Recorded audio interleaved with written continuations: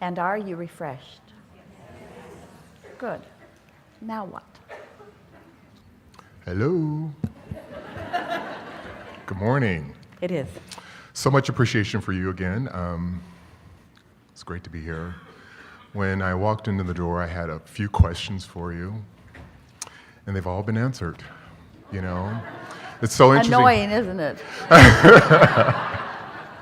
You know, and so coming up here, for me, it's really just appreciating the energy and the learning. It's understanding that the work is the practice. It's really about being reminded of that I am worthy and that things really are working out for me. Sometimes it doesn't seem like that, but I always remember at the end of the day, things are working out for me. What is describe to us in emotional terms, if you can, what worthiness feels like? For me, the biggest word, the biggest feeling is relief. It's the feeling of relief. It's the feeling relief of from holding things apart, but you're not quite there in relief. You're getting there. But does a feeling of pride feel like worthy? It can. In other words, does a feeling of invincible feel like worthy?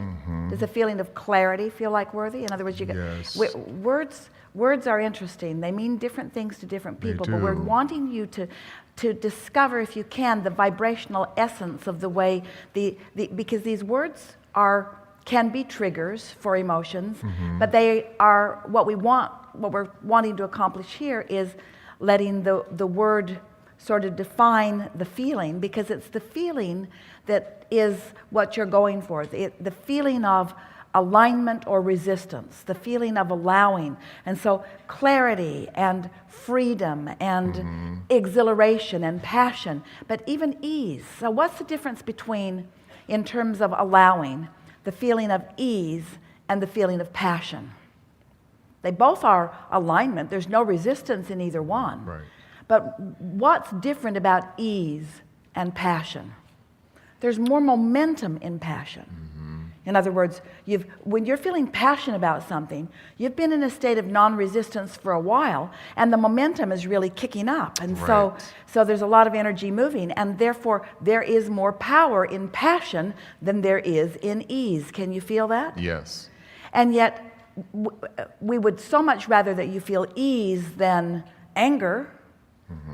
There's a lot of momentum in anger, but the momentum of anger is moving you towards something you don't want. Right. And so Esther and Jerry played a game with Kate when she was little. It was Kate's game called Hot and Cold.